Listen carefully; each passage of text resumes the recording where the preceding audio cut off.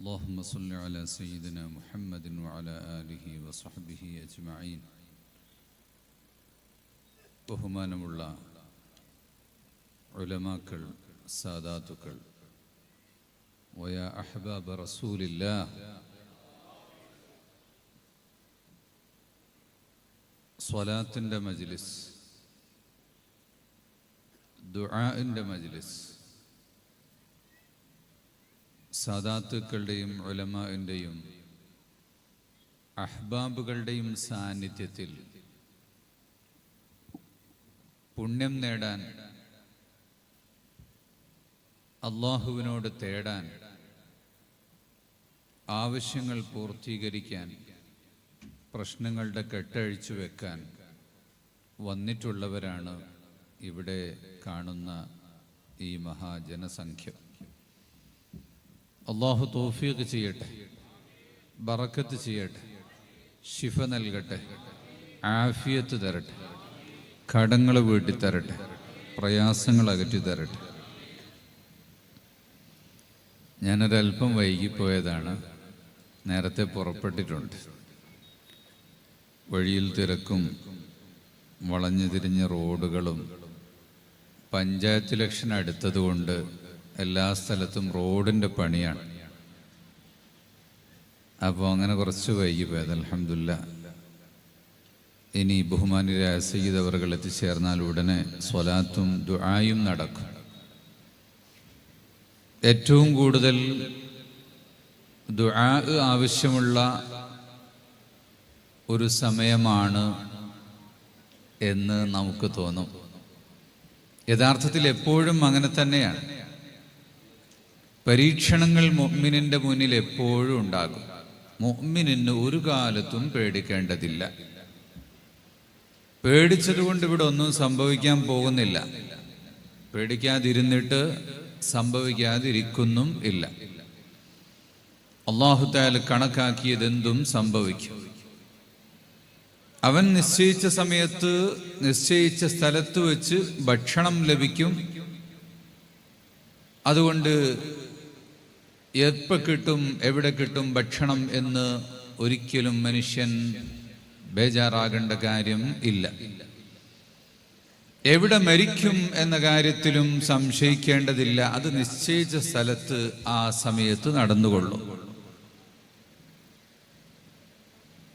ഈമാൻ സംരക്ഷിക്കപ്പെടണം.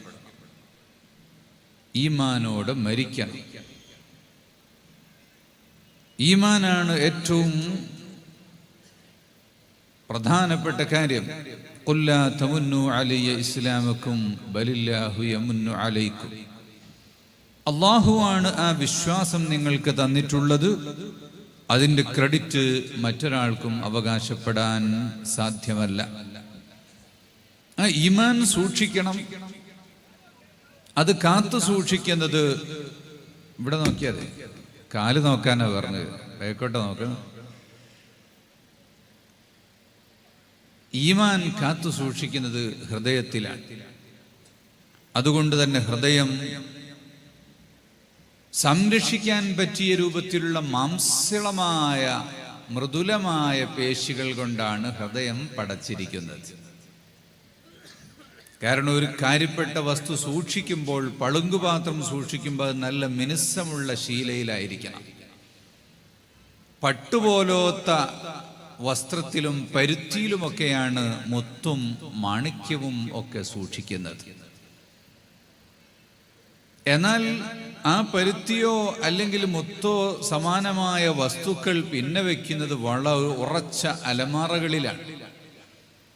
ഇതുപോലെ ആ മൃദുലമായ മാംസളമായ ഹൃദയം അത് സൂക്ഷിക്കുന്നതാകട്ടെ നല്ല വാരിയെല്ലുകൊണ്ട് ഗ്രിൽസിന്റെ വലിയ ചട്ടക്കൂടുണ്ടാക്കിയിട്ട് അതിനുള്ളിലാണ്. അങ്ങനെ പെട്ടെന്നൊന്നും ഹൃദയത്തിലേക്ക് എത്തിച്ചേരാൻ സാധിക്കുകയില്ല. ഈമാൻ കാത്തു സൂക്ഷിക്കണം. ആ ഹൃദയം ശരീരത്തിൽ, ആത്മാവിന്റെ പ്രഭവ കേന്ദ്രമായ ഹൃദയത്തിൽ നിന്ന് അത് ശരീരത്തിന്റെ എല്ലാ ഭാഗത്തേക്കും രക്തധമനികളിലൂടെ, ഞാടി നരമ്പുകളിലൂടെ സിരകളിലൂടെ ഒഴുകി ശരീരത്തിൻ്റെ എല്ലാ ഭാഗത്തും എത്തിച്ചേരും. അങ്ങനെ എല്ലാ ഭാഗത്തും എത്തിച്ചേരുകയും വേണം. പാട്ടപ്പിരിവ് നടക്കേണ്ട എല്ലാവരും നല്ലോണം സഹായിക്കണം.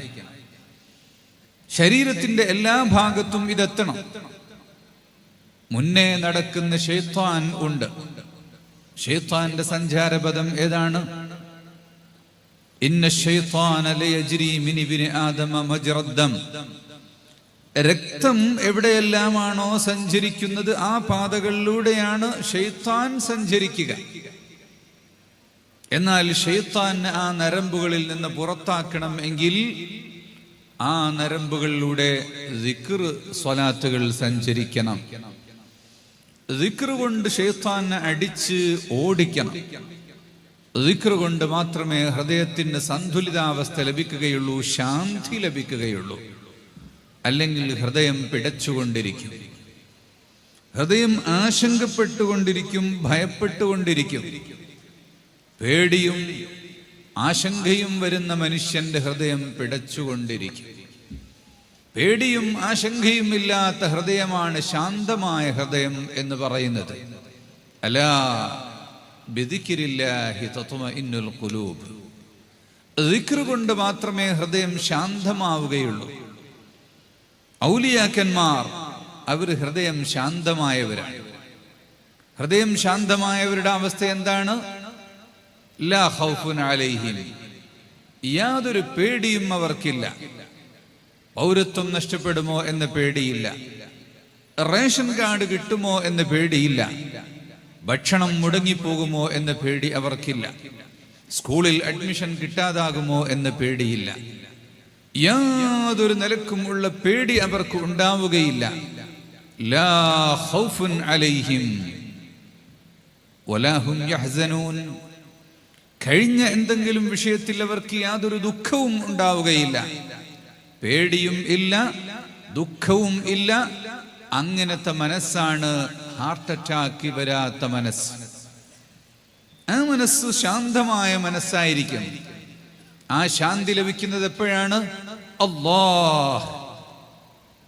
എന്ത് വിഷയം മുന്നിൽ വരുമ്പോഴും അല്ലാഹ്, അല്ലാഹുവാണ് എന്നെ പടച്ചവൻ, അല്ലാഹുവാണ് ഭക്ഷണം തരുന്നവൻ, അല്ലാഹുവാണ് വെള്ളം തരുന്നവൻ, അല്ലാഹുവാണ് കുട്ടികളെ തരുന്നവൻ, അല്ലാഹുവാണ് ഭൂമി തരുന്നവൻ, അല്ലാഹുവാണ് വീട് തരുന്നവൻ, അല്ലാഹുവാണ് ഈ ഭൂമിയിൽ ജീവിക്കാൻ വേണ്ടതെല്ലാം തരുന്നവൻ. ആരാണ് പൗരത്വം തരുന്നത്? പറയൂ. ഭക്ഷണം തരുന്നത് ആരാണ്? വെള്ളം തരുന്നത് ആരാണ്? സംരക്ഷണം തരുന്നത് ആരാണ്? മരിപ്പിക്കുന്നത് ആരാണ്? ജീവിപ്പിക്കുന്നത് ആരാണ്? അല്ലാഹ്. ഉറക്കെ പറയൂ, അല്ലാഹുവാണ്. ഇത് പറയുന്ന മനുഷ്യന് ആ ഒരു ദിക്ർ രക്തത്തിലൂടെ ഒഴുകുന്ന മനുഷ്യനിൽ പിശാചു വരില്ല. പിന്നെ ആരെയാണ് പേടിക്കുന്നത്? അതുകൊണ്ടാണ് മുഅ്മിനായ മനുഷ്യന് പേടിയില്ലാത്തത്. ഒന്നിനെയും പേടിക്കേണ്ടതില്ല. ആരെങ്കിലും വരുമോ? ബോംബ് പൊട്ടിക്കുമോ? വടിവാളുമായി വരുമോ? വീടിന് തീ വയ്ക്കുമോ? മസ്ജിദ് കത്തിക്കുമോ? അങ്ങനത്തെ ഒരു പേടിയും ഇല്ല. ആർക്കെങ്കിലും പേടിയുണ്ടോ? പേടിയുള്ളവരൊക്കെ ഒന്ന് കൈവക്ക്. പേടിയില്ലാത്തവര് കൈവക്ക്. ഒരൊറ്റ കുട്ടിക്കും പേടിയുണ്ടാകാൻ പറ്റില്ല. കാരണം നമ്മൾ അല്ലാഹുവാണ് പടച്ചത്. അപ്പൊ അങ്ങനത്തെ വിഷയങ്ങൾ വരുമ്പോ എന്താണ് മുഅ്മിൻ ചെയ്യുക? ലാ ഹൗല വലാ ഖുവത ഇല്ലാ ബില്ലാഹിൽ അലിയിൽ അദീം. പേടിപ്പെടുത്തുന്ന, ഭീതിപ്പെടുത്തുന്ന സ്വഭാവം ഇവിടെ ഉണ്ടാകും. അത് അല്ലാഹു തആല മുഅ്മിനെ പരീക്ഷിക്കുകയാണ്. മുഅ്മിൻ ഇതെല്ലാം വളമാണ്. വലനബ്ലുവന്നകും ബിശൈഇൻ മിനൽ ഖൗഫി വൽ ജൂഇ വനഖ്സിൻ മിനൽ അംവാലി വൽ അൻഫുസി വസ്സമറാത്ത്. സ്വത്ത് സന്താനങ്ങളുടെ നഷ്ടം കൊണ്ട്, കാലാവസ്ഥ വ്യതിയാനം കൊണ്ട്, ഭൂമി കുലുക്കം കൊണ്ട്, ആകാശം പൊട്ടി വീഴൽ കൊണ്ട്, പലതുകൊണ്ടും നിങ്ങളെ പരീക്ഷിക്കും. ഇടിവെട്ടി സ്വത്ത് നശിച്ചു പോകും, കൃഷി ഉണങ്ങിപ്പോകും, വെള്ളപ്പൊക്കം വന്നിട്ട് നശിക്കും. പലതരത്തിലുള്ള പരീക്ഷണങ്ങൾ, പേടിപ്പെടുത്തലുകൾ ഇവിടെ നടത്തിക്കൊണ്ടേയിരിക്കും. അങ്ങനെയുള്ള സന്ദർഭത്തിൽ വബശ്ശിരി സ്വാബിരീൻ الذين إذا أصابتهم مصيبة قالوا إنا لله وإنا إليه راجعون. ആർക്കാണ് സന്തോഷം? പേടിപ്പെടുത്തുന്ന കുറെ കാര്യങ്ങൾ ഇവിടെ വരുമ്പോൾ ഇന്നാ ലില്ലാഹി വ ഇന്നാ ഇലൈഹി റാജിഊൻ എന്ന് ഉറക്കെ പ്രഖ്യാപിക്കുന്നവർക്ക് സന്തോഷമാണ്. ഖുർആൻ പറയുന്നു, അവർക്ക് ഹാപ്പിയാണ്. സന്തോഷം വരുന്നവരുടെ അവസ്ഥ എന്താണ്? അവർ പറയും ഇന്നാ ലില്ലാഹി വ ഇന്നാ ഇലൈഹി റാജിഊൻ. We are very strong. ഞങ്ങൾ നല്ല സ്ട്രോങ് ആണ്. കാരണം ഞങ്ങൾ അള്ളാഹുവിന്റെ അടിമകളാണ്, അള്ളാഹുവിലേക്ക് മടങ്ങുന്നവരാണ്. ഇവിടെ ഒന്നും കൊണ്ടുവന്നിട്ടില്ല, ഒന്നും കൊണ്ടുവന്നിട്ടില്ല. അതുകൊണ്ട് ഒന്നും കൊണ്ടുപോകാനും ഇല്ല. അവൻ തന്നതൊക്കെ വാങ്ങിവെക്കും. അവൻ എന്തു കൊണ്ടുപോയാലും അൽഹംദുലില്ലാ, അൽഹംദുലില്ലാ പറയാൻ കഴിയാം. എന്താണ് സുഹൃത്തെ വർത്തമാനം ചോദിച്ചാൽ എന്താ പറയാ? എന്താ പറയാ? ഉറക്കെ പറയോ? അൽഹംദുലില്ലാ. അൽഹംദുലില്ലാ എന്ന് പറയുന്നൊരു മനസ്സുണ്ടായാൽ പിന്നെ പുറം വേദന ഉണ്ടാവുകയില്ല, ഊരവേദന ഉണ്ടാവുകയില്ല, കഴുത്ത് തിരിക്കാൻ പറ്റാത്ത അവസ്ഥ ഉണ്ടാവുകയില്ല. വേദനകളെല്ലാം വരുന്നത് ഈ മടക്കുകളിലും നരമ്പുകളുടെ ഉള്ളിൽ പിശാച് വന്നിരിക്കുമ്പോഴാണ്. പിശാച് അവിടെ കയറിയിരുന്നാൽ രക്തം ശരിക്കും ഓടൂല.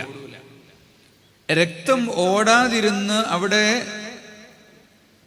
തടഞ്ഞു വെക്കപ്പെട്ടാൽ അവിടെ വേദനയുണ്ടാകും. അപ്പൊ വേദനയുണ്ടാകുമ്പോ എന്തു ചെയ്യണം? ആ രക്തത്തെ തുറന്നു വിടണം, പിശാചിനെ ഒഴിവാക്കണം. അതിനെന്താ ചെയ്യേണ്ടത്?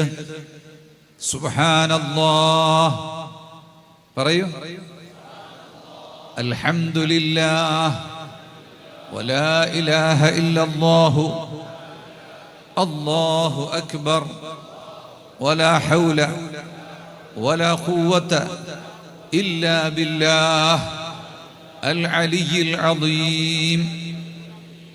ഈ ദിക്റുകളൊക്കെ ചൊല്ലുമ്പോ ആ ശൈത്താൻ ഓടിപ്പോകും, വേദന മാറും. കോഴിക്കോട്ടെ വലിയ ആശുപത്രിയിൽ നരമ്പിന്റെ ഡോക്ടറുണ്ട്. അറിയപ്പെട്ടൊരു മുജാഹിദിന്റെ കുടുംബമാണ്. ഇദ്ദേഹം ഏതാണെന്ന് എനിക്കറിയില്ല. വിമാനത്തിൽ ഒരു ഇങ്ങനെ അടുത്ത സീറ്റിലിരിക്കുമ്പോ ഞാൻ പറഞ്ഞു, ഡോക്ടർ, ഈ മെഡിറ്റേഷൻ ചെയ്തിട്ട് വേദന മാറ്റാൻ കഴിയും എന്ന് പറയുന്നുണ്ട്, അത് ശരിയല്ലല്ലോ. അത് ശരിയാണ് ഡോക്ടർ പറയാ, അത് ശരിയാണ്. കാരണം നരമ്പുകളിൽ എവിടെയെങ്കിലുമൊക്കെ ബ്ലോക്ക് ഉണ്ടാകുമ്പോഴാണ് വേദന വരുന്നത്. മെഡിറ്റേഷൻ ചെയ്താൽ അതങ്ങ് പോകും, അപ്പൊ തുറക്കും, വേദന മാറും.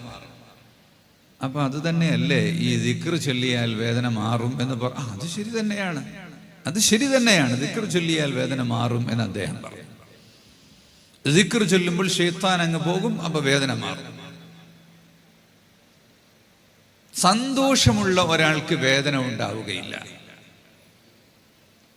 പകയും വിദ്വേഷവും, എന്തെങ്കിലും ആരെങ്കിലും ചെറിയ തെറ്റുകൾ ചെയ്തിട്ടുണ്ടെങ്കിൽ അവരോടുള്ള പക മനസ്സിൽ തന്നെ വെച്ചാൽ ആ പക നമ്മുടെ നരമ്പുകളിൽ കൊഴുപ്പായി മാറും. അപ്പൊ വേദന ഉണ്ടാകും. അപ്പൊ ആർക്കെങ്കിലും വേദനകൾ ഉണ്ടെങ്കിൽ അവർ വേണ്ടത് ഒന്ന് കണ്ണടച്ച് കുറച്ച് സമയം ഇരുന്ന് എനിക്കാരോടെങ്കിലും ദേഷ്യമുണ്ടോ എന്ന് ചിന്തിക്കുക. എന്നിട്ട് ആ ദേഷ്യം ഞാൻ പുറത്തു കൊടുത്തിരിക്കുന്നു എന്ന് പറയാം. അപ്പൊ ഇങ്ങനെ വേറൊരാൾ വരും കണ്ണിലേക്ക്, ആ ചെറുപ്പത്തിൽ കോട്ടി കളിക്കുമ്പോൾ കോട്ടി കെട്ടുപോയ ആൾ, അവനോടൊരു ദേഷ്യമുണ്ട്, ഞാൻ അവന് പുറത്തു കൊടുത്തിരിക്കുന്നു. മദ്രസയിൽ പോകുന്ന സമയത്ത് മഴ വരുമ്പോൾ കുടയിൽ നിർത്താത്ത ഒരാളുണ്ട്, ഞാൻ അവനോട് പുറത്തു കൊടുത്തിരിക്കുന്നു. അങ്ങനെ ആരോടൊക്കെ ദേഷ്യമുണ്ടോ അവർക്കെല്ലാം മാപ്പ് കൊടുക്കുക. ചിലര് മരിച്ചു പോയിട്ടുണ്ടാകും. അപ്പൊ സുബ്ഹി നിസ്കാരം കഴിഞ്ഞ് ദിക്റും ചൊല്ലി ഇരുന്ന് മുറാഖബ ചെയ്യുക. കണ്ണടച്ചങ്ങനെ ഇരുന്ന് ആരോടൊക്കെയാണോ എനിക്ക് ദേഷ്യമുള്ളത് അവനെല്ലാം ഞാൻ പുറത്തു കൊടുത്തിരിക്കുന്നു. ഓരോരുത്തർക്കും പുറത്തു കൊടുക്കുമ്പോൾ ഓരോ നരമ്പുകളും തുറന്നു വരികയും വേദനകൾ മാറിക്കൊണ്ടിരിക്കുകയും ചെയ്യും.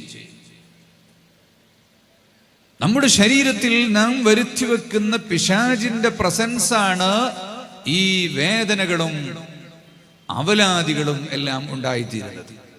കടുത്ത വിദ്വേഷവും പകയുമായി നടന്നാൽ ആ ബ്ലോക്ക് ശക്തിയായിട്ട് ഹൃദയം തന്നെ ബ്ലോക്കായി പോകും. പിന്നെ പെട്ടെന്ന് ചിലപ്പോൾ വീഴുന്നത് കാണാം. ആരെങ്കിലും എടുത്തുകൊണ്ടുപോയിട്ട് ആശുപത്രിയിൽ വെച്ച് ഡോക്ടർ ഇങ്ങനെ നരമ്പിൻ്റെ ഉള്ളിലൂടെ പമ്പ് കയറ്റിയിട്ട് ബ്ലോക്ക് തുറക്കും. ബ്ലോക്ക് തുറക്കാൻ അതിൻ്റെ ആവശ്യം ഇല്ല, നമ്മൾ നേരത്തെ തുറന്നു വെച്ചാൽ മതി. ബ്ലോക്ക് തുറക്കാനുള്ള വഴി എന്താണ്? ലികുല്ലി ഷൈഇൻ സഖാല വസഖാലത്തുൽ ഖൽബി ദിക്റുല്ലാഹ്. ഏതൊരു വസ്തുവിനും തുരുമ്പ് പിടിച്ചുകൊണ്ടിരിക്കും, കേടുവന്നുകൊണ്ടിരിക്കും, അഴുക്ക് പുരളും. അഴുക്കിനെ ശുദ്ധിയാക്കാൻ എന്താണ് ചെയ്യേണ്ടത്? വസ്ത്രത്തിൽ അഴുക്ക് വന്നാൽ സോപ്പിട്ടിട്ട് കഴുകും, അല്ലേ? ഈ മൈക്കിന്റെ സ്റ്റാൻഡ് നിക്കൽ ചെയ്തിട്ടുള്ളതാണ്. ഇത് പള്ളിയിലൊക്കെ വെച്ച് 6 മാസം കഴിയുമ്പോഴേക്ക് തുരുമ്പ് പിടിക്കും. നമ്മൾ വിചാരിക്കും ഇത് വളരെ മോശ സാധനമാണ്. നിക്കലിന് ശുദ്ധിയാക്കാൻ ചെയ്യേണ്ടത് നല്ല കോട്ടൺ തുണി കൊണ്ട് നനക്കാതെ തുടക്കണം. അങ്ങനെ തുടക്കേ വേണ്ടേ, നനക്കരുത്, നനക്കാതെ തുടക്കണം. അതൊരു 15 ദിവസം കൂടുമ്പോൾ തുടച്ചാൽ 10 വർഷം കഴിഞ്ഞാലും തുരുമ്പ് വരില്ല. പക്ഷെ നമ്മൾ ശുദ്ധിയാക്കൂല, അങ്ങനെ ഇട്ടേക്കും. പിന്നെ കുറെ കാലം കഴിഞ്ഞിട്ട് പെയിന്റ് അടിക്കും. വീടുകൾക്ക് പെയിന്റ് അടിക്കാൻ വേണ്ടി വളരെ മോശമായ ലെഡും നിക്കലും ക്രോമിയവും ഒക്കെ ഉപയോഗിച്ച് പെയിന്റാണ്, വാഷബിൾ പെയിന്റ് എന്നാ പറയാം. പെയിന്റ് അടിച്ചാൽ അങ്ങനെ തന്നെ ഇടും, പിന്നെ 2 കൊല്ലം കഴിഞ്ഞിട്ട് പിന്നെയും പെയിന്റ് അടിക്കും. വാഷബിൾ പെയിന്റ് എന്ന് പറഞ്ഞാൽ 10 കൊല്ലത്തേക്ക് പിന്നെ പെയിന്റ് അടിക്കേണ്ട ആവശ്യമില്ല. 6 മാസം കൂടുമ്പോൾ കഴുകണം. അത് നമ്മൾ ഒരിക്കലും ചെയ്യൂല. അപ്പൊ കഴുകിയാൽ ശുദ്ധിയാകും. ചിലത് സോപ്പ് ഉപയോഗിച്ച് കഴുകണം, ചിലത് മണ്ണെണ്ണയും പെട്രോളും ഉപയോഗിച്ച് തുടക്കണം, ചിലത് നല്ല കോട്ടൺ തുണി കൊണ്ട് തുടക്കണം. അങ്ങനെ പല വസ്തുക്കളും ഉണ്ട്. ഓരോന്നും ശുദ്ധീകരിക്കാൻ പലതരത്തിലുള്ള മാർഗങ്ങളാണ്. കരിഞ്ജീരകം ശുദ്ധീകരിക്കുന്നത് എങ്ങനെയാണ്? അത് പാല് കാച്ചിയിട്ട് അതിന്റെ ആവി കടത്തിവിടണം കരിഞ്ജീരകത്തിന്റെ ഉള്ളിലൂടെ, അപ്പൊ അത് ശുദ്ധിയാകും. ഉലുവ ശുദ്ധിയാക്കുന്നത് എങ്ങനെയാണ്? അത് വെള്ളത്തിൽ കുതിർത്തു വെച്ച് വീർത്തതിന് ശേഷം വെയിലത്ത് വെച്ച് ഉണക്കണം. അങ്ങനെയാണ് അത് ശുദ്ധിയാക്കുക. കാഞ്ഞിരക്കുരു എങ്ങനെയാണ് ശുദ്ധിയാക്കുന്നത്? അത് നല്ല പാലിലിട്ട് തിളപ്പിച്ച് ഒഴിക്കണം, പിന്നെയും പാലൊഴിച്ച് പിന്നെയും ഒഴിക്കണം. അങ്ങനെ 6 പ്രാവശ്യം തിളപ്പിച്ചിട്ട് പാലൊഴിവാക്കണം. അപ്പോഴേ കാഞ്ഞിരക്കുരു ശുദ്ധിയാവുകയുള്ളൂ. മരുന്ന് ആയിട്ട് ഇതൊക്കെ ഉപയോഗിക്കണമെങ്കിൽ എല്ലാം ശുദ്ധീകരിക്കണം. ശുദ്ധീകരിക്കാതെ ആ മരുന്ന് ഉപയോഗിച്ചാൽ മരുന്ന് രോഗമായി മാറും. കരിഞ്ജീരകമായും കൊണ്ടുപോയിട്ട് അങ്ങനെ അങ്ങോട്ട് തിന്നാൽ അത് രോഗമായി മാറും. എല്ലാ വസ്തുക്കൾക്കും ശുദ്ധീകരണം ഉണ്ട്. ഹൃദയത്തിനെ ശുദ്ധീകരിക്കുന്ന വസ്തു എന്താണ്? ദിക്റുല്ലാഹ്. അല്ലാഹുവിന്റെ ദിക്റാണ്. അല്ലാഹുവിനെ ദിക്ർ ചെയ്താൽ ഹൃദയം ശുദ്ധിയാകും. يرنحني إليك الشوق حتى أميل من اليمين إلى الشمال كما مال المعاقر عبدته حمي الكوس حالا بعد حالي. അല്ലാഹുവിനെ ദിക്ർ ചെയ്യുന്ന മനുഷ്യന്മാർ ദിക്ർ ചെയ്ത് ആ ദിക്ർ അവന്റെ നരമ്പുകളിലൂടെ നിറഞ്ഞു ഓടിയിട്ട് രക്തത്തിലൂടെ സഞ്ചരിച്ചു കൊണ്ടിരിക്കുന്ന ഹൃദയത്തെ പ്രവർത്തിച്ചു കൊണ്ടിരിക്കുന്ന ആ ദിക്ർ അവന്റെ നാവിൽ ചലിച്ചുകൊണ്ടിരിക്കുന്നു. ആ നാവ് പച്ചയായിക്കൊണ്ടിരിക്കുന്നു ദിക്ർ കൊണ്ട്. അങ്ങനത്തെ മനുഷ്യന്റെ ഹൃദയം എപ്പോഴും ശാന്തമായി സഞ്ചരിച്ചു കൊണ്ടിരിക്കുന്നു, ശാന്തമായി പ്രവർത്തിച്ചു കൊണ്ടിരിക്കുന്നു. ലാ യസാലു ലിസാനുക റത്ബൻ ബിദിക്രില്ലാഹ്. അല്ലാഹുവിന്റെ ദിക്ർ കൊണ്ട് നാവ് പച്ചയായിരിക്കണം. ദിക്ർ ചൊല്ലി ചൊല്ലിയിട്ട് കാണുന്നവൻ എന്നെപ്പറ്റി ഇവൻ ഭ്രാന്തനാണ് എന്ന് പറയുന്ന അതുവരെ നീ ദിക്ർ ചൊല്ലിക്കോ. ഹത്താ യുഖാല ഇന്നക ലമജ്നൂൻ. എന്താണ് ചൊല്ലിക്കൊണ്ടിരിക്കുന്നത് എന്ന് പറഞ്ഞിട്ട് ആൾക്കാർ ഭ്രാന്തനാണ് എന്ന് പറയും ചിലപ്പോൾ. എന്നാലും ദിക്ർ ഒഴിവാക്കണ്ട. നാവ് കൊണ്ട് ചൊല്ലി ചൊല്ലി നാവ് പച്ചയായിരുന്നാൽ ആ ദിക്ർ ഹൃദയത്തിലേക്ക് വരും. പിന്നെ നാവ് കൊണ്ട് വർത്തമാനം പറയുമ്പോഴും ഹൃദയം ദിക്ർ ചൊല്ലിക്കൊണ്ടിരിക്കും. അങ്ങനത്തെ അവസ്ഥയിലേക്ക് മനുഷ്യൻ. അപ്പൊ അവന് ശ്വാസം അയച്ചാൽ എന്ത് ശ്വാസം വലിച്ചാലും അതിലൂടെ ഹാ ഹൂ ഹ്വാ ഹൂ എന്നുള്ള ശബ്ദം വന്നുകൊണ്ടേയിരിക്കും. അതാണ് യാഹുവാസനം എന്ന് പറയുന്നത്. Yahoo Yahoo. ചിലര് യോഗാസനം എന്നാ പറയാ, അക്ഷരം തെറ്റിപ്പോയിട്ട്. യാഹുവാസനം, യാഹൂ എന്ന് പറഞ്ഞ് ദിക്ർ ഇങ്ങനെ ശരീരത്തിലൂടെ പോയിക്കൊണ്ടിരിക്കുന്ന അവസ്ഥ. അത് വന്നാൽ പിന്നെ നമ്മൾ സംസാരിക്കുമ്പോഴും വേറെ പണിയെടുക്കുമ്പോഴൊക്കെ ദിക്ർ തന്നെയായിരിക്കും. അവരുടെ നെഞ്ചിൽ കൈവച്ച് നോക്കിയാൽ ഹാ ഹൂ ഹി ഹയ്യുൻ എന്നിങ്ങനെ ചൊല്ലിക്കൊണ്ടിരിക്കുന്നത് കാണാം. നഖ്ശ്ബന്ദ് എന്ന് പറഞ്ഞിട്ട് ഹാജാ ബഹാഉദ്ദീൻ നഖ്ശ്ബന്ദി റളിയല്ലാഹു അൻഹു അവരുടെ സിലബസ് അനുസരിച്ച് ദിക്ർ പഠിച്ച ആളുകൾക്ക് ഹൃദയത്തിൽ മാത്രം ഇങ്ങനെ ദിക്ർ ചൊല്ലും. അവരുടെ ദിക്റിന്റെ മജ്ലിസിൽ പോയാൽ നല്ല രസമാണ്. ചൊല്ലിക്കൊടുക്കുന്ന ആള് സ്വലവാത്ത് എന്ന് പറയും, പിന്നെ മിണ്ടൂല. കുറച്ച് കഴിഞ്ഞിട്ട് ലാ ഇലാഹ ഇല്ലല്ലാഹ് എന്ന് പറയും, പിന്നെ ആരും മിണ്ടൂല. എല്ലാവരും മിണ്ടാതെ എങ്ങനെ ഇരിക്കും? മിണ്ടാത്ത ദിക്റാണത്, മൗന ദിക്ർ. അപ്പൊ നമ്മൾ ദിക്റുകൾ മനസ്സുകൊണ്ട് ചൊല്ലി, മനസ്സ് മാത്രം ദിക്ർ ചൊല്ലുന്ന ഒരു അവസ്ഥയിലേക്ക് നമ്മൾ ആക്കിയെടുക്കണം. അത് നാവ് കൊണ്ട് ഇങ്ങനെ ചൊല്ലി ചൊല്ലി ചൊല്ലി അങ്ങനെ പോയാൽ അതായി മാറും. കിടന്നുറങ്ങുമ്പോൾ ദിക്റിലായി ഉറങ്ങണം. ദിക്റിലായി ഉറങ്ങിയാൽ സുബ്ഹി വരെ ദിക്ർ ശരീരത്തിലൂടെ സഞ്ചരിച്ചു കൊണ്ടിരിക്കും. അപ്പൊ ഉറക്കത്ത് മരിച്ചുപോയാൽ ദാക്കിറായി മരിക്കും. ടി വി കാണുന്നവർ, വാട്സപ്പ് ഉപയോഗിക്കുന്നവർ, മറ്റു മെസ്സേജുകൾ കൈകാര്യം ചെയ്യുന്നവർ ഉറങ്ങുന്നതിന്റെ 15 മിനിറ്റ് മുമ്പ് അത് ഓഫാക്കണം. ഒരു വിഷയത്തിലേക്ക് നമ്മൾ വരുന്നതിന്റെ കുറച്ച് മുമ്പ് ബന്ധങ്ങൾ വിച്ഛേദിച്ച് കടന്നു വരണം. നിസ്കാരത്തിന് നല്ല ഖുശൂ കിട്ടണ്ടേ അല്ലേ? നിസ്കാരത്തിന് ഖുശൂ കിട്ടണം എന്ന് പറയുന്നവരെ കൈപോക്ക്.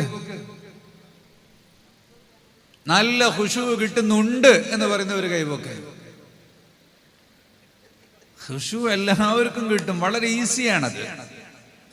അതിന് നിസ്കാരത്തിൽ നിൽക്കുമ്പോഴും കീശയിൽ ഫോൺ ചെയ്തിട്ട് ഇപ്പൊ കൈ കേട്ടെ അല്ലാഹു അക്ബർ.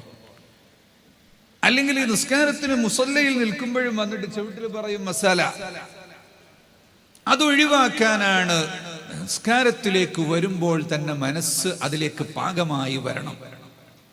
അതിനെന്താ ചെയ്യേണ്ടത്? വീട്ടിൽ നിന്ന് വുളൂ ചെയ്ത് നടന്നു പോകണം മസ്ജിദിലേക്ക്. മസ്ജിദ് പോയിട്ട് അവിടെ വെച്ച് വുളൂ എടുക്കല്ല. അപ്പൊ പിന്നെ കാർപ്പറ്റൊക്കെ നനയും, അതിൽ പൂപ്പ് പിടിക്കും. സുജൂദ് ചെയ്യുന്നവന്റെ മൂക്ക് കൊണ്ട് ഇങ്ങനെ വലിച്ചിട്ട് അവന് ജലദോഷം വരും. അപ്പൊ വീട്ടിൽ നിന്ന് തന്നെ വുളൂ ചെയ്തു പോകണം, നടന്നു പോകണം. അപ്പൊ ഒക്കെ അവന്റെ മനസ്സിൽ ഇങ്ങനെ നിസ്കാരം വന്നുകൊണ്ടേയിരിക്കും. സക്കീനത്ത് വഖാറോടുകൂടി പോകണമെന്ന് പറഞ്ഞാൽ എന്താ? ആരെങ്കിലും വന്ന് സലാം പറഞ്ഞാൽ, സംസാരിക്കാൻ വന്നാലൊക്കെ സീരിയസ്ലി വലൈക്കും അസ്സലാം, ഞാൻ നിസ്കാരത്തിലേക്ക് പോവുകയാണ് എന്ന് സീരിയസിനോടുകൂടി പോകണം. അതാണ് വഖാർ എന്ന് പറയുന്നത്. ഓടിയും ചാടിയും പോകരുത്. അവിടെ ചെന്ന് അങ്ങോട്ട് പള്ളിയിലേക്ക് കയറുമ്പോൾ ദുനിയാവ് മാറ്റിവെച്ചു, എല്ലാ കെട്ടും പുറത്തു വെച്ചിട്ടാണ് കടക്കുന്നത്. പിന്നെ കാത്തിരിക്കുകയാണ്. ഇഖാമത്ത് കൊടുക്കുമ്പോൾ വീണ്ടും ബാക്കിയൊക്കെ ഒഴിവാക്കി. പിന്നെ തക്ബീർ ചൊല്ലുമ്പോ തട്ടി മാറ്റി പുറത്തേക്കിട്ട് അല്ലാഹു അക്ബർ ഹൃദയത്തിൽ കൈവച്ചു. അങ്ങനെ വരുമ്പോ ആ നിസ്കാരത്തിന് നല്ല ഖുശൂ ഉണ്ടാകും. എന്താണ് ഖുശൂ ഉണ്ടാകുക എന്ന് പറഞ്ഞാൽ, ഞാൻ അള്ളാഹുവിന്റെ മുന്നിൽ നിസ്കരിക്കുകയാണ് എന്നൊരു ബോധം ഉണ്ടാവുക. അത് തന്നെ.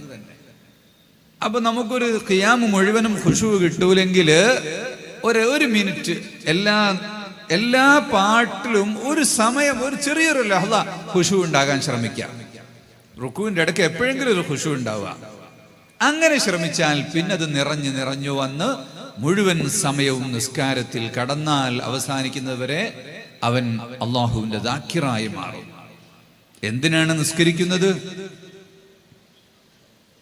കടം കൊടുത്തതൊക്കെ ഓർമ്മ വരാൻ വേണ്ടി, കണക്ക് എഴുതി വെക്കാത്തതൊക്കെ രാത്രി ഓർമ്മ വരാൻ വേണ്ടി. അതിനല്ല. നിസ്കാരം ദിക്റായി മാറണം. അതിനാണ് നിസ്കാരം. നിസ്കാരവും നോമ്പും ഹജ്ജും എല്ലാം അതിനു വേണ്ടിയാണ്.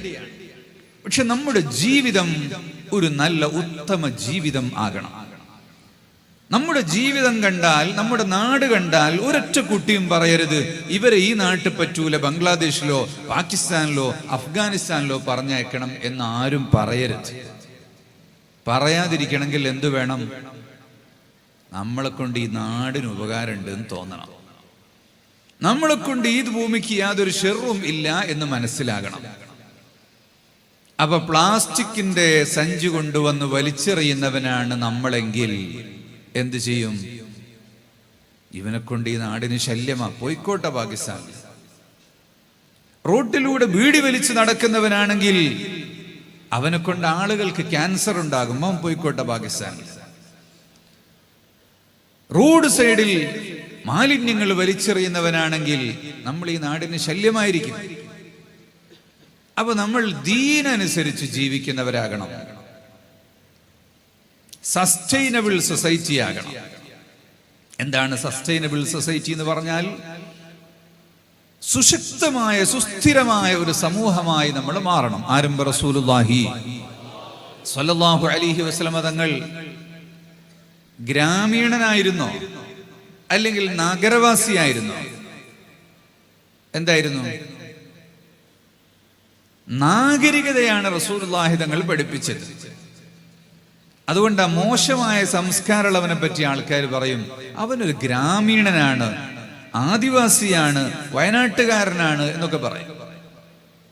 അവനൊരു നല്ല സംസ്കാരമുള്ളവനാണെങ്കിലോ അവൻ നാഗരികനാണ്, നഗരത്തിൽ ജീവിക്കുന്നവനാണ് എന്ന് പറയും. അല്ലേ? റസൂലുള്ളാഹി സ്വല്ലല്ലാഹു അലൈഹി വസല്ലമ തങ്ങൾ മക്കയിൽ നിന്ന് യാത്ര പോയത്, ഹിജ്റ പോയത് യസ്രിബ് എന്ന് പറയുന്ന ഒരു ഗ്രാമത്തിലേക്കാണ്. ഈത്തപ്പനത്തോട്ടങ്ങളും പച്ചക്കറി കൃഷിയൊക്കെ ഉള്ള ഒരു ഗ്രാമത്തിലേക്കാണ് പോയത്.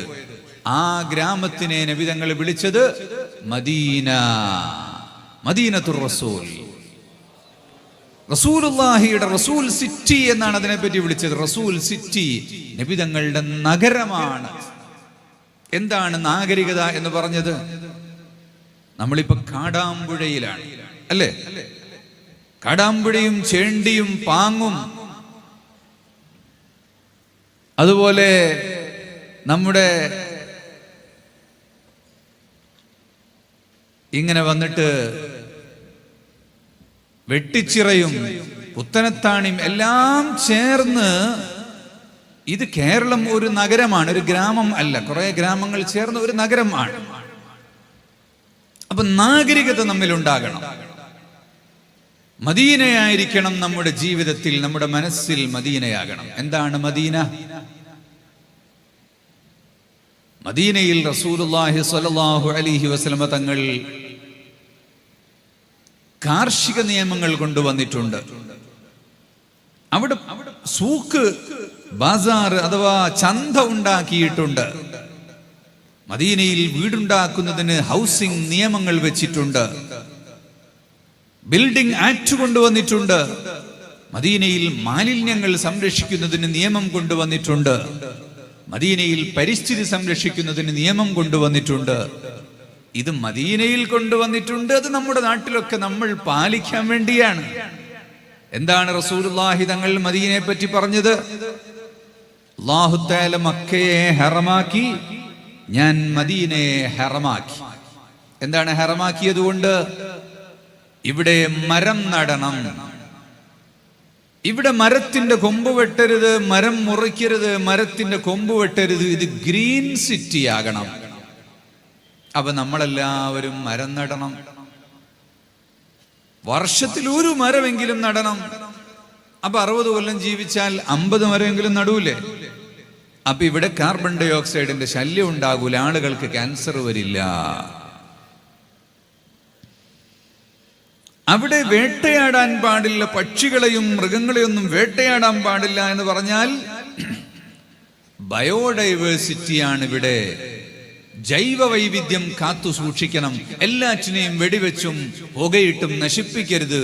എല്ലാതരം ജീവികൾക്കും ഈ ഭൂമിയിൽ ജീവിക്കാനുള്ള അവസരം കൊടുക്കണം.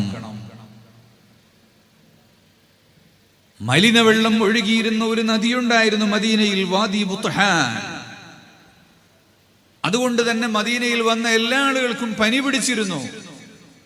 റസൂലുള്ളാഹി തങ്ങൾ ത്വൽഹത്ത് റളിയല്ലാഹു അൻഹുവിനോട് പറഞ്ഞു, പോയിട്ട് പഠിക്കണം അതിന്റെ പരിസ്ഥിതിയുടെ പ്രശ്നം എന്താണ് എന്ന്. അവർ ചെന്നിരുന്ന് പഠിച്ചു, എൻവയറൺമെന്റ് റിപ്പോർട്ട് സമർപ്പിച്ചു. ആ പുഴ ഒഴുകുന്ന ദിശ ശരിയല്ല, അത് മാറ്റിയിട്ട് ഒഴുക്കണം. അതിലേക്ക് കാറ്റും വെളിച്ചവും വേണ്ട രൂപത്തിൽ കിട്ടുന്നില്ല, അതിന്റെ ദിശ മാറ്റിയൊഴുക്കി. ഒരാഴ്ച കഴിഞ്ഞപ്പോൾ ദുർഗന്ധം വമിക്കുന്ന ചവർപ്പുള്ള വെള്ളം നല്ല ശുദ്ധവെള്ളമായി മാറി. ആരും റസൂലുള്ളാഹി സ്വല്ലല്ലാഹു അലൈഹി വസല്ലം കയ്യിലെടുത്ത് മുഖം കഴുകി എല്ലാവർക്കും കാണിച്ചു കൊടുത്തതാ ലാബ് റിപ്പോർട്ട്. ഇനി എല്ലാവർക്കും ആ വെള്ളം ഉപയോഗിക്കാം. മദീനയുടെ പരിസ്ഥിതി തന്നെ മാറി, നല്ല വായു വന്നു, എല്ലാവർക്കും അവിടെ ജീവിക്കാൻ ഇഷ്ടമായി. നമ്മുടെ നാട്ടിലെ ജലസ്രോതസ്സുകൾ, അരുവികൾ, പുഴകൾ, കുളങ്ങൾ, എന്താ പറയുക, ഇവിടെ ഈ വേറെന്തോ ഒന്ന് പറയലുണ്ടല്ലോ, കനാലുകൾ, അയിനെന്താ പറയുന്നത്, തോടുകൾ, അതല്ല വേറൊരു സാധനമുണ്ട്, നമ്മൾ ഒതുക്കങ്ങളിലൊക്കെ അങ്ങനെ പറയലുണ്ട്, കുളിക്കാൻ പോകുന്ന സ്ഥലത്തിന് ചോലകൾ. ഇതെല്ലാം സംരക്ഷിക്കണം. അപ്പൊ നമ്മള് പ്ലാസ്റ്റിക്കിന്റെ സഞ്ചിയും കുപ്പിയും സാധനമൊക്കെ കൊണ്ടുവന്ന് അതിൽ വലിച്ചെറിഞ്ഞാൽ അള്ളാഹുവിന്റെ മുന്നിൽ മറുപടി പറയേണ്ടി വരും, ഹിദായത്ത് നഷ്ടപ്പെട്ടു പോകും. ഇന്നല്ലാഹ ലാ യഹ്ദിൽ ഖൗമൽ ളാലിമീൻ. ളുൽമ ചെയ്യുന്നവൻ അള്ളാഹു ഹിദായത്ത് കൊടുക്കൂല എന്നാ. അപ്പൊ നമ്മളൊരു മിഠായി തിന്നിട്ട് കവറ് പുറത്തേക്ക് പറിച്ച് വലിച്ചെറിഞ്ഞാലോ ഹിദായത്ത് നഷ്ടപ്പെട്ടു. അതെങ്ങനെ? മഴ പെയ്താൽ ഈ പ്ലാസ്റ്റിക്കിന്റെ ഇല ഒഴുകിയിട്ട് പുഴയിൽ ചെല്ലും, അത് കടലിൽ ചെല്ലും, അവിടെ നിന്നൊരു മീൻ തിന്നും, ആ മീൻ ചത്തുപോകും. നമ്മളെ കൊണ്ടൊരു ജീവി നശിച്ചുപോയില്ലേ?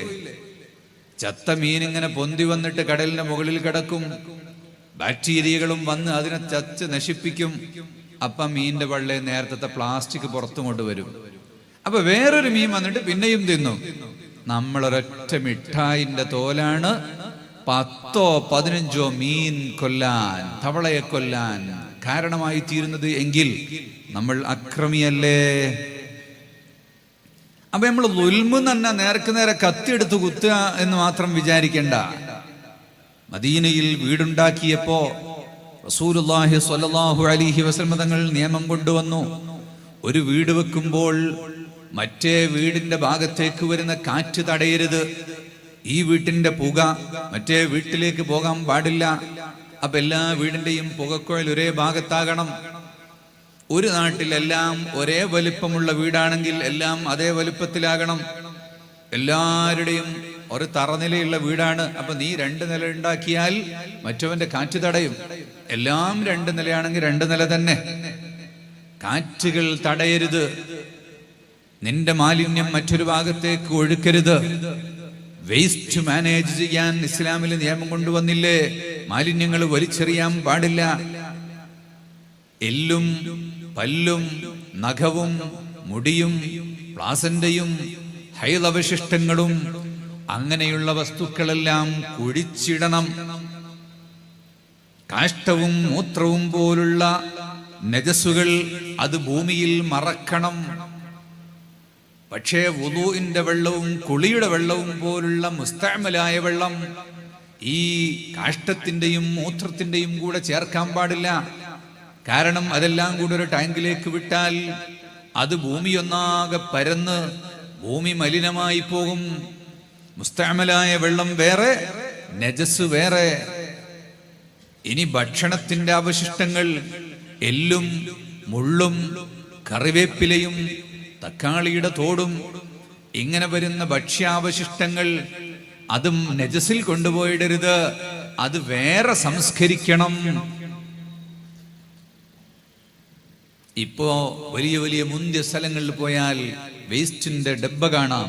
മഞ്ഞ, നീല, പച്ച, വെള്ള, പ്ലാസ്റ്റിക്, കടലാസ്, ഭക്ഷ്യം, മറ്റ് അവശിഷ്ടങ്ങൾ എന്ന് പറഞ്ഞിട്ട് മുന്തിയ സംഗതിയാണിത്. ആരാണിത് കൊണ്ടുവന്നത്? ആരാണ് കൊണ്ടുവന്നത്?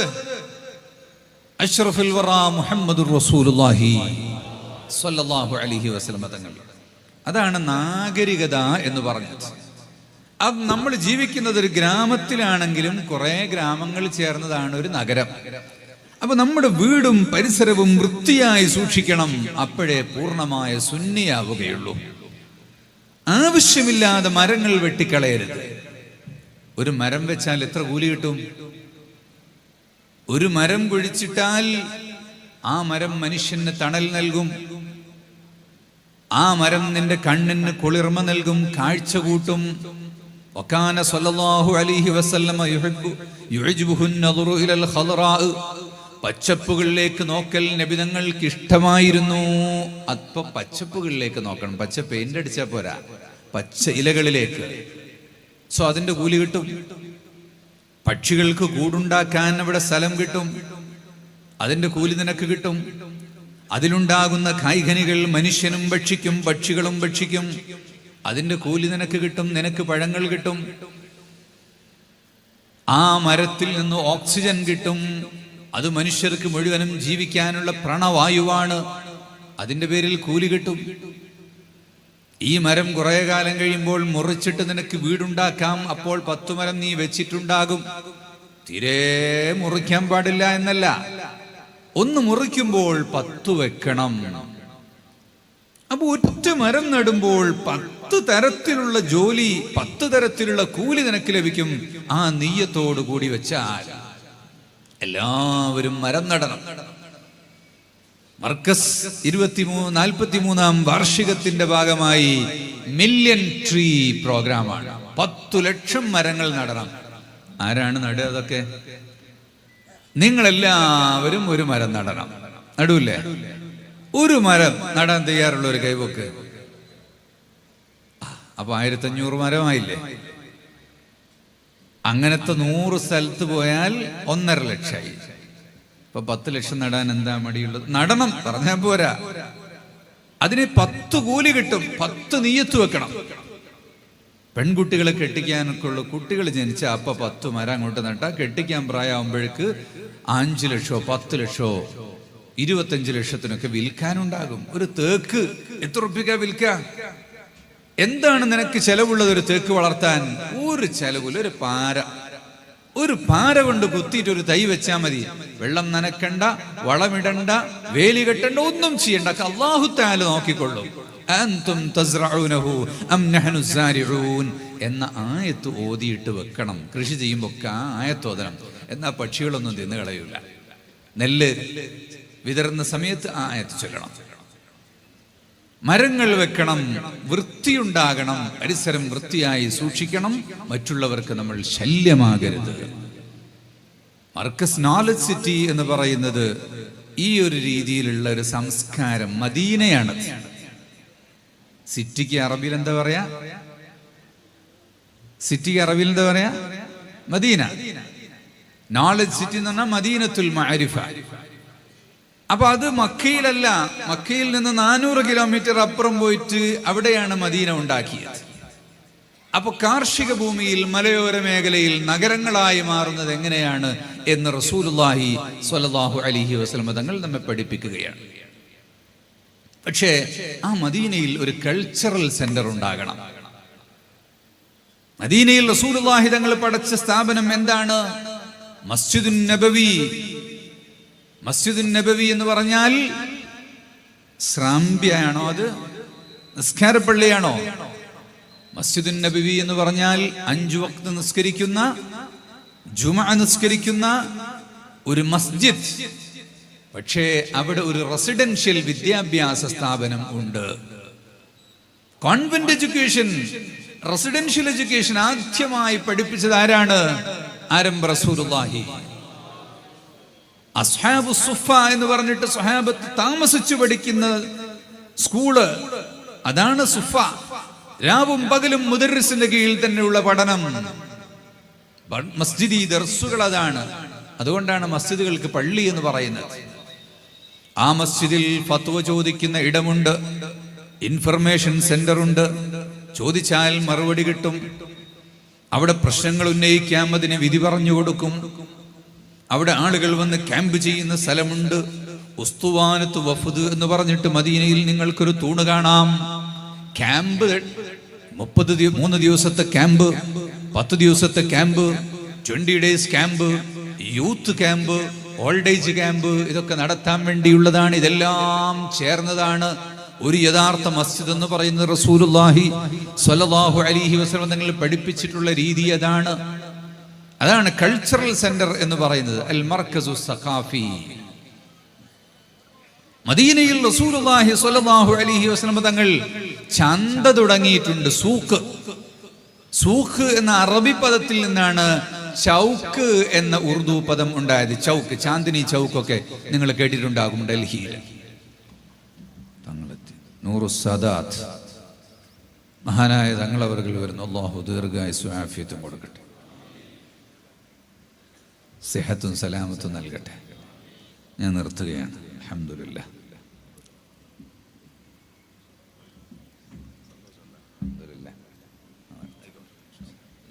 എല്ലാവരും ഇരിക്കുക സഹോദരന്മാരെ. അപ്പോ അവിടെ ഒരു സംസ്കാരം പഠിപ്പിക്കുകയാണ്. കള്ളം പാടില്ല, ചതി പാടില്ല, പൂഴ്ത്തിവെപ്പും കരിഞ്ചന്തയും പാടില്ല, സത്യസന്ധമായ കച്ചവടം ചെയ്യണം. അങ്ങനെ ചെയ്താൽ പിന്നെന്തോ ബാക്കി ഉണ്ടാവും? ടാക്സും കൊടുക്കണം, GSTയും കൊടുക്കണം, സക്കാത്തും കൊടുക്കണം, എല്ലാം ചെയ്താൽ പിന്നെന്താ ബാക്കി ഉണ്ടാവുക? അങ്ങനെ ചെയ്താലാണ് ബാക്കി ഉണ്ടാവുക. ആരെയും വഞ്ചിക്കരുത്, കസ്റ്റമേഴ്സിനെ വഞ്ചിക്കരുത്, സപ്ലയേഴ്സിനെ വഞ്ചിക്കരുത്, ഗവൺമെന്റിനെ വഞ്ചിക്കരുത്, അള്ളാഹുവിനെയും റസൂലിനെയും വഞ്ചിക്കരുത്, ആരെയും വഞ്ചിക്കരുത്. അങ്ങനെ കച്ചവടം ചെയ്താൽ നല്ല ലാഭം ഉണ്ടാകും. അങ്ങനെ റസൂലുള്ളാഹി സ്വല്ലല്ലാഹു അലൈഹി വസല്ലം തങ്ങൾ കൃഷിയും പഠിപ്പിച്ചു, കച്ചവടവും പഠിപ്പിച്ചു, ഭവന നിർമ്മാണവും പഠിപ്പിച്ചു, പരിസ്ഥിതി സംരക്ഷണവും പഠിപ്പിച്ചു, അച്ചടക്കവും പഠിപ്പിച്ചു, എല്ലാം പഠിപ്പിച്ചിട്ടുണ്ട്. എന്നിട്ട് ആ മസ്ജിദിലെ സുഫയിൽ വെച്ച് ഖുർആൻ പഠിപ്പിച്ചു, ഹദീസ് പഠിപ്പിച്ചു, ഫിഖ്ഹ് പഠിപ്പിച്ചു, ബയോളജി പഠിപ്പിച്ചു, സുവോളജി പഠിപ്പിച്ചു, ഫിസിക്സ് പഠിപ്പിച്ചു, കെമിസ്ട്രി പഠിപ്പിച്ചു, ആസ്ട്രോണമി പഠിപ്പിച്ചു, ജിയോഗ്രഫി പഠിപ്പിച്ചു. എല്ലാം മസ്ജിദിൽ തന്നെയാണ് തങ്ങൾ പഠിപ്പിച്ചിട്ടുള്ളത്. അപ്പൊ നമ്മുടെ മക്കൾ അതൊക്കെ പഠിക്കണം. നമ്മുടെ ഉലമാ, പഴയകാലത്തെ ഉലമാ, അവര് മസ്ജിദിൽ ഇമാമത്ത് നിൽക്കുന്നു, ഖുത്ബ ഓതുന്നു, ദർസ് നടത്തുന്നു. അവരാണ് കെമിക്കൽ കൂട്ടുകൾ ഉണ്ടാക്കുന്നത്. കെമിസ്ട്രി, ആൽക്കമി, വാനശാസ്ത്രവും ഭൂമിശാസ്ത്രവും ഒക്കെ അവരാണ് പഠിപ്പിക്കുന്നത്. പണ്ടത്തെ പള്ളികൾ മെഡിക്കൽ കോളേജുകളായിരുന്നു. തുബ്ബിന്റെ കിതാബ് ഓതുന്നത് അവിടെയാ. എന്നിട്ട് ഉസ്താദുമാര് പള്ളിയുടെ ചെവിരിന്റെ സൈഡിൽ വന്നിരിക്കും. നാട്ടുകാർ വന്ന് സൂക്കേട് പറയും, അവർക്ക് മന്ത്രിച്ചു കൊടുക്കും, ദുആ ചെയ്തു കൊടുക്കും. അതിനു പുറമെ മരുന്ന് പറഞ്ഞു കൊടുക്കും. കരിഞ്ചീരകവും ഉലുവയും കൂട്ടിച്ചേർത്ത് സമം ചേർത്ത് 6 ഗ്ലാസ് വെള്ളം കുറുക്കി 2 ഗ്ലാസ് ആക്കിയിട്ട് 3 നേരം സേവിക്കണം എന്ന് പറഞ്ഞു കൊടുക്കും. അതാണ് മെഡിക്കൽ കോളേജ് എന്ന് പറയുന്നത്. അപ്പൊ മെഡിക്കൽ കോളേജും എഞ്ചിനീയറിംഗ് കോളേജും ലോ കോളേജും ശരീഅത്ത് പഠനത്തോടൊപ്പം പഠിക്കുന്നതിനാണ് ഇസ്ലാമിക വിദ്യാഭ്യാസ രീതി. അതെല്ലാം ഒരേ സ്ഥലത്ത് കൊണ്ടുവരികയാണ്. അല്ലാഹു തൗഫീഖ് ചെയ്യട്ടെ. അതുകൊണ്ട് നമ്മൾ ആത്മീയ ബോധമുള്ളവരാകണം. ദിക്ർ ചൊല്ലുക, സ്വലാത്ത് ചൊല്ലുക, തസ്ബീഹ് ചൊല്ലുക, സദഖ ചെയ്യുക, ഇതാണ് ആത്മീയത എന്ന് ചിലർ മനസ്സിലാക്കി. അത് ആത്മീയതയുടെ ഭാഗമാണ്. ഓപ്പറേഷൻ ചെയ്യേണ്ട ഡോക്ടർ ഓടിപ്പോയിട്ട് ദിക്റും ചൊല്ലിയിരുന്നാൽ അയാൾ ആത്മീയത ഇല്ലാത്ത ആളാണ്. സുന്നത്ത് നിസ്കരിക്കാൻ പാടില്ല, രോഗികൾ കാത്തിരിക്കുന്നുണ്ടെങ്കിൽ ഓടിയിട്ട് അവർക്ക് അവരുടെ കാര്യം നോക്കണം. കരണ്ട് നന്നാക്കേണ്ട ഇലക്ട്രിക്കിന്റെ പോസ്റ്റിൽ കയറേണ്ടവൻ ഓൻ പള്ളിയിൽ പോയി കുത്തിരുന്ന നാട്ടുകാർക്ക് വെളിച്ചം കിട്ടുമോ? അവന്റെ ആത്മീയത എന്ന് പറയുന്നത് അവന്റെ ജോലിയിൽ സത്യസന്ധത പുലർത്തലാണ്. അതുകൊണ്ട് വിറക് വെട്ടിയിട്ടും അല്ലാഹുവിലേക്ക് എത്തിച്ചേരാം, റോഡുണ്ടാക്കിയിട്ടും അല്ലാഹുവിലേക്ക് എത്തിച്ചേരാം, ദർസ് നടത്തിയിട്ടും അല്ലാഹുവിലേക്ക് എത്തിച്ചേരാം. വലികുല്ലി വാഹിദിഹിം ത്വരീഖും മിൻ തുറുഖ് യഖ്താറുഹു ഫയകൂനു മിൻ ദാവാസിലാ കജുലൂസിഹി ബൈനൽ ലനാമി മുറബ്ബിയാ വകഖിദ്മത്തിൽ ലിന്നാസി വൽഹംലിൽ ഹതബ്. അങ്ങനെ എല്ലാ വഴിയിലൂടെയും അല്ലാഹുവിലേക്ക് എത്തിച്ചേരാം. അല്ലാഹുവിന്റെ ഔലിയാക്കന്മാർ ആരാണെന്ന് പറയാൻ നമുക്ക് കഴിയില്ല. 40 ആളുകൾ ഒരുമിച്ച് കൂടിയാൽ അതിലൊരു വലിയുണ്ടാകും എന്ന് പറഞ്ഞാൽ ഏത് ജോലി ചെയ്യുന്നവനാണ് വലിയെന്ന് പറയാൻ പറ്റൂല. അതുകൊണ്ട് ഖൽബ് നന്നാക്കുക, പകയും വിദ്വേഷവും ഒഴിവാക്കുക, എല്ലാവരോടും സന്തോഷമായിരിക്കുക, നാവുകൊണ്ട് ദിക്ർ ചൊല്ലിക്കൊണ്ടിരിക്കുക, ഹൃദയത്തിൽ അല്ലാഹുവിന്റെ ദിക്ർ നിറഞ്ഞിരിക്കുക. ആരംഭ റസൂലുള്ളാഹി സ്വല്ലല്ലാഹു അലൈഹി വസല്ലം തങ്ങളുടെ മേൽ സ്വലാത്തുകൾ വർദ്ധിപ്പിക്കുക. മഹാനായ നൂറു സാദാത്ത് തങ്ങളവറുകൾക്ക് അല്ലാഹു തആല കൊടുത്തിരിക്കുന്ന ബറകാത്തുകൾ സ്വലാത്തിന്റെ ബറകാത്തുകളാണ്. ആ സ്വലാത്തുകൾ ചൊല്ലുന്ന നാവ് കൊണ്ട് ആ പറയുന്നത്, ഊതുന്നത് അത് ഫലപ്രദമായി മാറുന്നു. അങ്ങനെ അല്ലാഹു അവർക്ക് ബറക്കത്തുകൾ ഏറ്റുകൊടുക്കട്ടെ. ഇവിടെ നടക്കുന്ന ദീനീ സ്ഥാപനങ്ങൾ, ഇവിടെ ജാറത്തിന്റെ കീഴിൽ ഒരുപാട് സംരംഭങ്ങളുണ്ട്. ഹാദിയ നടക്കുന്നുണ്ട്. മർക്കസിന്റെ ഹാദിയ പ്രോഗ്രാം ഇവിടെ നടക്കുന്നുണ്ട്. അല്ലാഹു അത് വിജയിപ്പിക്കട്ടെ. ബായാറിൽ ഒരുപാട് സ്ഥാപനങ്ങൾ നടക്കുന്നുണ്ട്. അതെല്ലാം അല്ലാഹു വിജയിപ്പിക്കട്ടെ. SSLC പരീക്ഷ നടന്നുകൊണ്ടിരിക്കുകയാണ്. അതുകൊണ്ട് നമുക്ക് പരിപാടി നീട്ടാൻ നിർവാഹമല്ല. പെട്ടെന്ന് സ്വലാത്ത് ചൊല്ലി ദുആ ചെയ്യണം. അല്ലാഹു വിദ്യാർത്ഥികളെ എല്ലാം വിജയിപ്പിക്കട്ടെ. SSLC കഴിഞ്ഞാൽ 2 മാസം ലീവ് ഉണ്ടാകും. അന്ന് നമ്മുടെ കുട്ടികൾ അലഞ്ഞു തിരിഞ്ഞു നടക്കാൻ പാടില്ല. എവിടെയെങ്കിലും സ്ഥാപനങ്ങളിൽ, ഇവിടെ അടുത്ത് വെട്ടിച്ചിറ മജ്മഉണ്ട്, ഇങ്ങോട്ട് പോയാൽ കുളത്തൂർ ഇർഷാദിയയുണ്ട്, അപ്പുറത്ത് പോയാൽ മഅദിനുണ്ട്, ജാമിയ ഹിക്കമയ്യയുണ്ട്. അങ്ങനെ എല്ലാ സ്ഥലത്തും നമ്മുടെ കുട്ടികളെ കൊണ്ടുപോയി ചേർത്ത് വെക്കേഷൻ കാലത്ത് പഠിപ്പിക്കണം. മർക്കസില് ഇഹ്റാമിന്റെ കീഴിൽ സ്കൂൾ കുട്ടികൾക്ക്, കോളേജ് കുട്ടികൾക്ക്, ആൺകുട്ടികൾക്കും പെൺകുട്ടികൾക്കുമെല്ലാം വിവിധ തരത്തിലുള്ള ട്രെയിനിങ് പ്രോഗ്രാമുകളുണ്ട്. അതിലെല്ലാം നിങ്ങൾക്ക് പങ്കെടുക്കാം. അങ്ങനെ നമ്മുടെ കുട്ടികളെ നന്നായി സൂക്ഷിക്കണം. ഒറ്റിക്കൊണ്ടുപോകാൻ ഒരുപാട് കഴുകന്മാരുണ്ടാകും. SSLC കഴിഞ്ഞു എന്നറിഞ്ഞാൽ തന്നെ ഞാൻ കൊണ്ടുപോകാം എന്ന് പറഞ്ഞിട്ട് വരുന്ന പലതരം ആളുകളുണ്ടാകും. വളരെ ദിശാബോധത്തോടുകൂടി നല്ല ദീനീ പ്രവർത്തകരോട്, നാട്ടിലെ SSFകാരോട്, SYSകാരോട്, മുതിർന്ന ആളുകളോട്, വിദ്യാഭ്യാസമുള്ളവരോട് ചോദിച്ച് നമ്മുടെ മക്കളെ എവിടെ കൊണ്ടുപോയി ചേർക്കണം എന്ന് ചോദിച്ച് മനസ്സിലാക്കിയിട്ട് നമ്മൾ ചേർക്കണം. ഇന്ന് കിതാബ് ഓതുന്നതോട് കൂടി തന്നെ ചരിത്രം പഠിക്കാനും, സയൻസ് പഠിക്കാനും, കൊമേഴ്സ് പഠിക്കാനും, വക്കീലാകാനും, ഡോക്ടറാകാനും എല്ലാം ചാൻസ് ഉണ്ട്. മർക്കസ് നോളജ് സിറ്റിയിൽ യുനാനി മെഡിക്കൽ കോളേജ് ഉണ്ട്. നിങ്ങളുടെ മക്കൾ സയൻസ് +2 ബയോളജി സഹിതം പഠിച്ച് പാസ്സായാൽ, നീറ്റും എഴുതി കട്ട് ഓഫ് മാർക്കും കിട്ടിയാൽ അവർക്ക് യുനാനി ഡോക്ടറാകാം. ആൺകുട്ടികൾക്ക് വക്കീലാകാം, പെൺകുട്ടികൾ വക്കീലാകാൻ പോകണ്ട. പിന്നെ പലതും പഠിക്കാം. അതോടൊപ്പം എല്ലാം നിങ്ങൾക്ക് ദീനുൽ ഇസ്ലാമിന്റെ ഗ്രന്ഥങ്ങൾ ഓതി പഠിക്കുകയും ചെയ്യാം. അല്ലാഹു തൗഫീഖ് ചെയ്യട്ടെ എന്ന് ദുആ ചെയ്തുകൊണ്ട് വാക്കുകൾ ചുരുക്കുന്നു. മർക്കസിന്റെ സമ്മേളനം വിജയിക്കാൻ വേണ്ടി ദുആ ചെയ്യുക. എല്ലാവരും പരിപാടിക്ക് എത്താൻ വേണ്ടി ശ്രമിക്കുക. നോളജ് സിറ്റി കാണാൻ വരാൻ ഉദ്ദേശിക്കുന്നവരൊക്കെ ഏത് സമയത്തും വരാം, നിങ്ങൾക്ക് കാണാം. അവിടെ നല്ല ചികിത്സയും നല്ല ബിഷഗ്വരന്മാർ 10-35 വലിയ ഡോക്ടർമാരുണ്ട്. പലതരം എല്ലാ രോഗങ്ങൾക്കും ചികിത്സിക്കുന്ന രീതിയുണ്ട്, നിങ്ങൾക്ക് അവിടെ വരാം എന്നെല്ലാം സൂചിപ്പിച്ചുകൊണ്ട് ബഹുമാനരായ സയ്യിദ് അവറുകളോട് പ്രത്യേകമായി ദുആ വസിയ്യത്ത് ചെയ്തുകൊണ്ട് വാക്കുകൾ ചുരുക്കുന്നു. അസ്സലാമു അലൈക്കും വറഹ്മത്തുള്ളാഹി വബറകാതുഹു.